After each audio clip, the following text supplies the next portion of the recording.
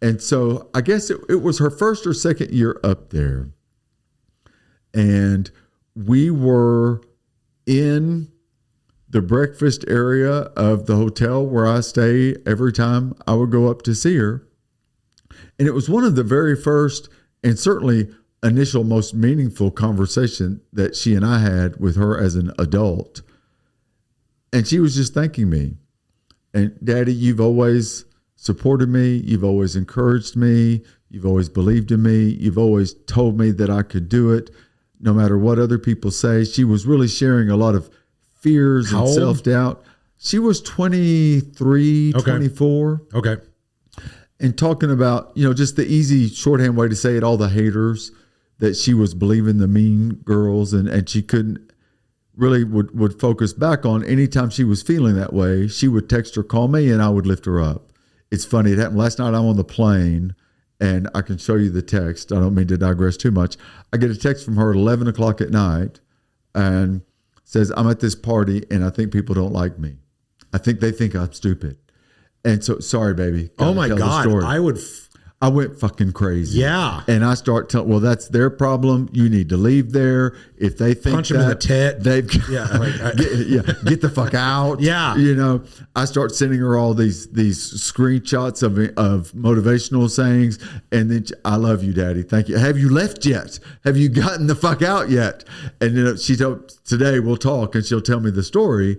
But so it goes back to that. You've always been the one that's encouraged me and believed in me and helped me believe in myself. I said, baby, that's because and this was just organic, because you're a badass. Right. And so from that day forward, it started with, I was sending her a text message every morning. I would wake up, first thing I would do be send her a text message with some motivational sentences, 2 or 3 things that were on my heart that came to mind, and it would end, because you're a badass.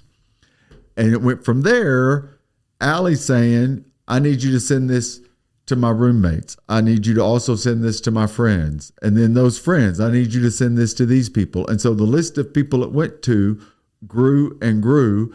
And I think it was at FAPIA, the Florida Association of Public Insurance Adjusters, I spoke at those every year. But it was always substance, legal, something that would get approved to get them continuing education credits. Right. And somebody somehow at the table, at our booth table, knew about the text messages I sent, badass morning message every day. And somebody said, why don't people need to hear that? People need to know that you do that. People need those messages from you. Yeah. So it was 2017 probably. Okay. And so I said, oh, and by the way, if you ever need the motivation, talked a little bit about the hashtag badass morning message. Again, then it was still text messages that I was just sending copy, paste, dozens, hundreds a morning. Oh my gosh. And when I got through with that presentation, for the first time, people are bum rushing the stage. And I'm thinking, oh, I really nailed it. It was a negotiation topic. Right. That you Gary nailed it with the Nobody gave a shit. Never split the difference. Gary something. Oh, I was summarizing chapter 7, which is my favorite chapter of that book. Okay. And I nailed it. These people want to talk to me about more of these. Nobody gave a fuck about that. Here's my text. Here's my cell number. How can I get on that list to get those messages? And so from there, I started incorporating that into all my presentations. And if you want a motivation, inspiration each morning, I do this every morning, sending out the text messages.